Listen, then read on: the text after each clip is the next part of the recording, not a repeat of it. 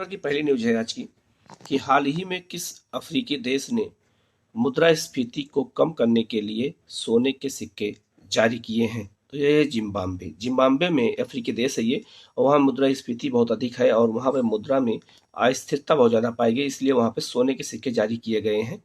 ठीक है, तो कौन सा देश है वो? तो वो है जिम्बाब्वे। दूसरी न्यूज है, हाल ही में किस राज्य ने पायलट प्रोजेक्ट ड्रोन सेवा the sky from the sky की शुरुआत की है? यह है अरुणाचल प्रदेश। ठीक है, इसमें हमें दो बातें ध्यान रखनी है कि जो पूछा जा सकता है कि द स्काई क्या है। तो ये जो है एक प्रोजेक्ट है ड्रोन सेवा का, किस राज्य ने शुरू किया है? तो अरुणाचल प्रदेश ने इसको शुरू किया है। ठीक है, नेक्स्ट न्यूज है, हाल ही में गूगल ने आजादी के 75 साल पूरे होने पर कौन सी योजना लॉन्च की है? इंडिया की उड़ान। तो एग्जाम पूछा जा सकता है कि इंडिया की उड़ान योजना किसे शुरू किया है? तो गूगल ने शुरू किया है, भारत में आजादी की 75 साल पूरा होने के याद में। ठीक है, अगली न्यूज है, हाल ही में किस देश ने हाइड्रोजन से चलने वाली यात्री ट्रेनों की शुरुआत की है? तो है जर्मनी। हाइड्रोजन से अगर ट्रेन चलाई जाएगी तो उससे जो है पर्यावरण को नुकसान नहीं होगा। तो वहां पर हाइड्रोजन से ट्रेन की पूरी श्रृंखला शुरू कर दी गई है। किस देश में? तो जर्मनी में। ये क्वेश्चन बहुत इंपॉर्टेंट है। ठीक है, नेक्स्ट न्यूज है, भारत का पहला 3D मुद्रित डाकघर कहाँ स्थापित किया गया है? तो ये बेंगलुरु कर्नाटक में स्थापित किया गया है। कौन सा 3D मुद्रित डाकघर? ठीक है, पूरा जो है 3D के माध्यम से चलाया जाता है, तो ये बेंगलुरु में स्थापित किया गया है। ठीक है, अगली न्यूज है, हाल ही भारत का पहला अंतरराष्ट्रीय वित्तीय सेवा केंद्र कहाँ स्थापित किया गया है? केंद्र स्थापित कहाँ किया गया है? तो गांधीनगर गुजरात में। कौन सा? तो भारत का पहला अंतरराष्ट्रीय वित्तीय सेवा केंद्र है, यहीं पर स्थापित किया गया है। कहाँ पर? गांधीनगर गुजरात में। अभी प्रधानमंत्री मोदी यहाँ पर जाकर के उद्घाटन भी किया था, जो है एक सराफा मार्केट का की शुरुआत की थी। ठीक है, इसके बाद में अगली न्यूज है कि परिवहन व्यवस्था को अच्छा बनाने के लिए भारतीय रेलवे ने बड़ोदरा में कौन सा विश्वविद्यालय स्थापित किया है? तो विश्वविद्यालय का नाम है गति शक्ति विश्वविद्यालय। गति शक्ति विश्वविद्यालय जो स्थापित किया गया है बड़ोदरा में स्थापित किया गया है। पहले यहाँ पर रेलवे ने रेलवे विश्वविद्यालय स्थापित किया था, उसी विश्वविद्यालय का नाम बदलकर गति शक्ति विश्वविद्यालय कर दिया गया। तो आपसे एग्जाम पूछा जाएगा कि गति शक्ति विश्वविद्यालय में किसकी पढ़ाई होगी? तो परिवहन व्यवस्था में सुधार के लिए पहला क्वेश्चन बन सकता है। यह विश्वविद्यालय कहाँ स्थापित किया गया है? गुजरात के बड़ोदरा में। और ये किसने स्थापित किया? तो भारतीय रेलवे ने। इतने क्वेश्चन यहाँ से बन सकते हैं। ठीक है, इसके बाद में एक चर्चा का विषय बहुत ज्यादा एक दवा रही है, एंडोसल्फान क्या है? तो एंडोसल्फान एक कीटनाशक दवा है। पहला हमें याद रखना है कि कैसी दवा है? तो कीटनाशक दवा है।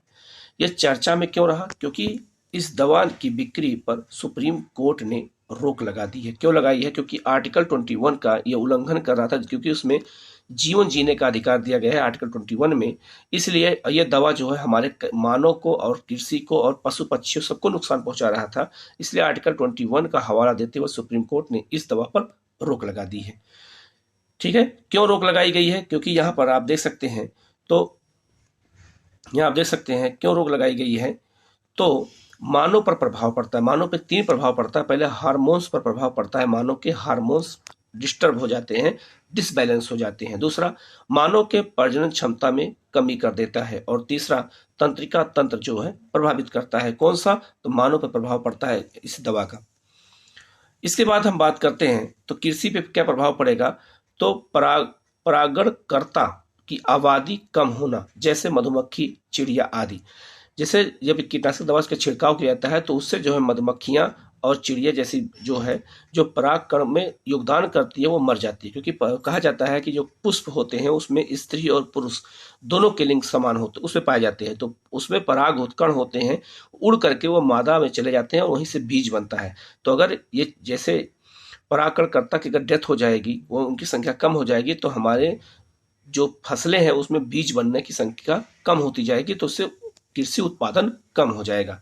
इसके अलावा जल प्रदूषण होता है, इससे वायु प्रदूषण होता है और मृदा भी प्रदूषित होती है ऐसी कीटनाशक दवाओं से। तो इसीलिए सुप्रीम कोर्ट ने इस दवा पर रोक लगा दी है।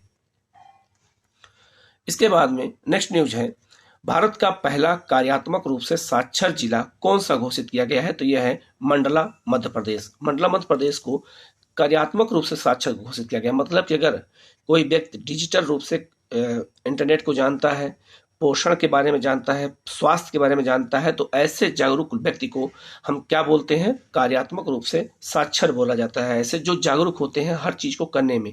तो पहला मंडला जिला जो है ये मध्य प्रदेश का घोषित किया गया है। भारत का पहला जिला है जो कार्यात्मक रूप से साक्षर जिला घोषित किया गया है। ठीक है। अगली न्यूज है, किस मंत्रालय ने द्वारा बढ़े चलो अभियान की शुरुआत की गई है? तो ये केंद्रीय संस्कृति मंत्रालय ने किया है। बढ़े चलो एक सांस्कृतिक पहल है।